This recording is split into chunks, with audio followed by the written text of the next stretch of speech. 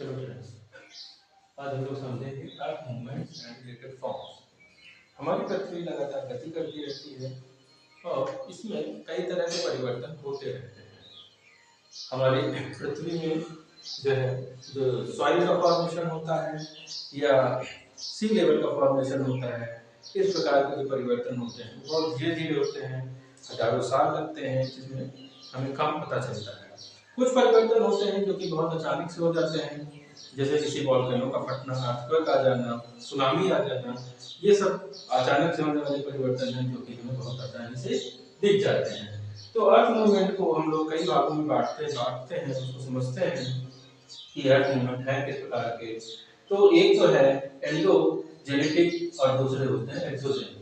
Endogenetic वो वाले movement हैं जब पृथ्वी के अंदर से फोर्स जो है जनरेट होता है और इस प्रकार से कई प्रकार के मूवमेंट हो जाते हैं और कई सारे परिवर्तन आ जाते हैं, तो इसको हम लोग एंडोजेनेटिक बोलते हैं। ये डायस्ट्रॉफिज्म है और सडन मूवमेंट है, दो भागों में बांटे गए हैं ये।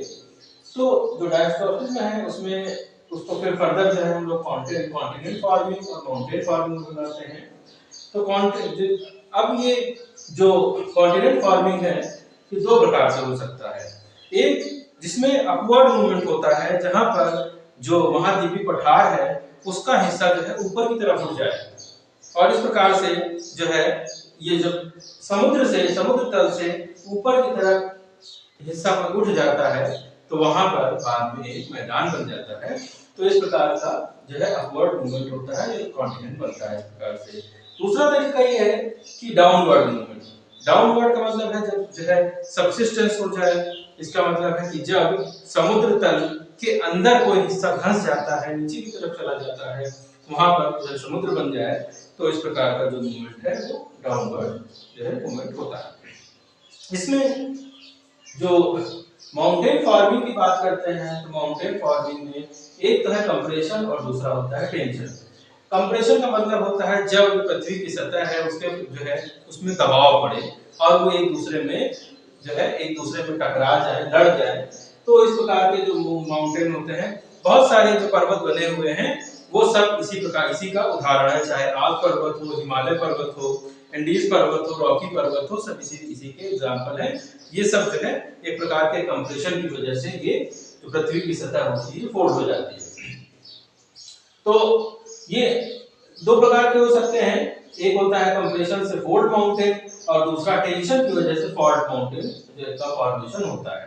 तो अगर कंप्रेशन की हम लोग बात करें तो जो है कि कई प्रकार के हो सकते हैं। सिमेट्रिकल हो सकते हैं, जब ये फोल्ड बनते हैं तो दो प्रकार के यहाँ पर दो प्रकार के फोल्ड बन जाते हैं। जो ऊपर का हिस्सा है वर्टिकलाइन है, जो नीचे का हिस्सा है वो सिंक्लाइन होता है। ये सिमेट्रिकल भी हो सकता है, मतलब कि इसके जो फोल्ड है वो एक बराबर हो तो जो है सिमेट्रिकल कहे जाते हैं। जैसे कि जो स्विट्जरलैंड का जुड़ा पर्वत है वो इसी का उदाहरण है।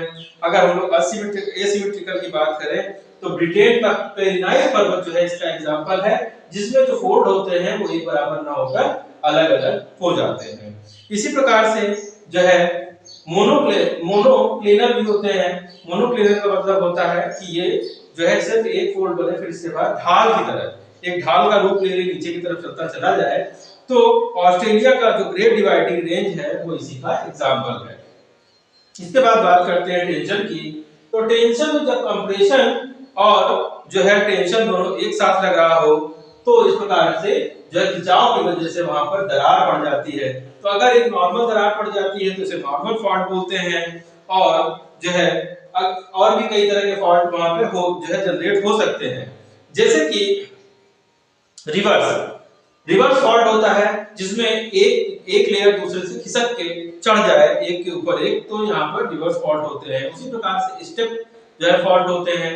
स्टेप फॉल्ट का मतलब जब जीने की तरह सीढ़ी की तरह सीढ़ी नुमा जो है दरारें बढ़ती जाए, एक के बाद दूसरी पर नीचे की तरफ खिसकती जाए, तो इस प्रकार के जो होते हैं फॉल्ट वो जो है स्टेप फॉल्ट हैं। जैसे कि राइन नदी यूरोप की, वो इसका एक अच्छा उदाहरण माना जाता है। इसके बाद बात करते हैं जो फॉल्ट माउंटेन है, इसमें एक हिस्सा जो पृथ्वी की सतह का एक हिस्सा जो धंस जाता है जिसको ग्लोबल बोला जाता है, और एक हिस्सा जो ऊपर की तरफ उठ जाता है उसे हॉर्स बोला जाता है। ये जो ग्लोबल है उसमें उसका जो उसके बहुत सारे एग्जांपल हैं, जैसे रिफ्ट वैली, या भारत में बात करें तो नर्मदा नदी, तापी नदी, डेड सी, डेथ वैली और साथ ही साथ बैकाल झील, लाल सागर, ये सब भी सभी जो है इसके उदाहरण हैं जहां पर पृथ्वी की सतह धंस गई है। हॉस्ट की बात करें तो हॉस्ट का मतलब है कि यहाँ पर ये सतह जो है ऊपर की तरफ चली जाती है, तो जो है इसमें ब्लॉक माउंटेन इसी का एग्जांपल है। इसके अलावा पाकिस्तान के जो साल्ट रेंज है, जर्मनी का ब्लैक फॉरेस्ट है और फ्रांस का वॉसियस पर्वत है, कैलिफोर्निया का सियरा नेवेदा है, ये सब इसके उदाहरण माने जाते हैं। इसके बाद बात करते हैं सडन मूवमेंट में, जैसे कि अर्थक्वेक है, वोल्केनो है, तो किसी भी जगह पे पृथ्वी में हलचल होती है और एक बहुत बड़ा जो है उथल-पुथल हो जाए, तो वहां पर जो है पृथ्वी की जो ऊपरी से अर्थ क्रस्ट है वो शेक करने लगे बहुत तेजी से और बहुत सारा डिस्ट्रक्शन करे, तो एक प्रकार का अर्थक्वेक है। और यहाँ पे बहुत सारे जो है फॉर्म्स फिर लैंड के वो चेंज हो जाते हैं। वोल्केनो की बात करते हैं, किसी भी जगह पर जो है वोल्केनो अगर कहीं पे फटता है तो वहां की पृथ्वी की सतह को वो वहां से परिवर्तित कर देता है हमेशा के लिए। अगर अर्थक्वेक जो होता है समुद्र के अंदर आ जाए तो हम लोग उसे सुनामी बोलते हैं। इसी प्रकार से जो एक्सोजेनिटिक जो है प्रोसेस है वो कई प्रकार के हो सकते हैं, वेदरिंग हो सकता है, इरोजन हो सकता है। तो वेदरिंग का में कई सारे प्रोसेस, वेदरिंग का मतलब होता है पृथ्वी की सतह का धीरे-धीरे क्षरण होना, धीरे-धीरे टूटना। तो जो रॉकी सरफेस होती है वो धीरे-धीरे सॉइल का फॉर्मेशन करती है, उसमें बहुत सारी जो होती हैं वो फिजिकल एक्टिविटीज जो है काम आती हैं और केमिकल बायोलॉजिकल प्रोसेस भी इसके अंदर होते हैं। जैसे कि जो सूरज की गर्मी है उससे क्या होता है कि जो सूर्य का तापमान होता है उससे पृथ्वी की जो सतह है, जो रॉक है, वो दिन के समय गर्म होती है तो फैलती है, रात के समय जब ठंडी होती है तो सिकुड़ने लगती है। सिकुड़ने से बार-बार सिकुड़ने और फैलने से जो है इनके अंदर दरारें आ जाती हैं, फट जाती हैं।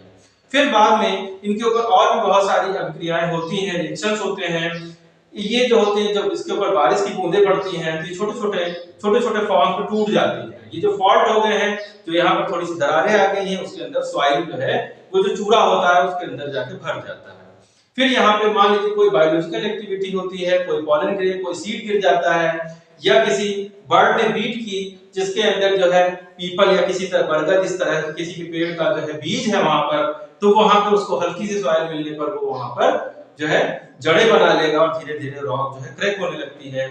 या जो बारिश होती है, बारिश से छोटे-छोटे बारीक-बारीक जो रॉक होती है हजारों साल में थोड़ा-थोड़ा घिसती जाएगी, टूटती जाएंगी और सॉइल का फॉर्मेशन करती है। बहुत सारी केमिकल रिएक्शंस होती हैं, जैसे कि ऑक्सीजन होती है या जो है पानी की अभिक्रिया होती है, इन सब से भी जो है ये सब प्रोसेस होती है। बायोलॉजिकल के बारे में मैंने बात की कि जो है जीव जंतु, पेड़ पौधे, मनुष्य, ये सभी जो है कहीं ना कहीं जो है सॉइल की जो अर्थ है उसको बदलने का काम करते हैं। इरोजन की बात करते हैं तो इरोजन का मतलब होता है किसी परत का हट जाना, जिसके बारे में लोग एक मिनट पहले भी बात कर चुके हैं। इरोजन जो है किसी जो सतह है जमीन की वो हट जाती है, तो ये कई प्रक्रियाओं के द्वारा हो सकती है। ये बर्फ के द्वारा, नदियों के बहने के द्वारा या समुद्र के द्वारा, हवा के द्वारा या अंडरग्राउंड वाटर के द्वारा जो है पृथ्वी की सतह का ऊपर से क्षरण होना जो है एक प्रकार का इरोजन कहलाता है।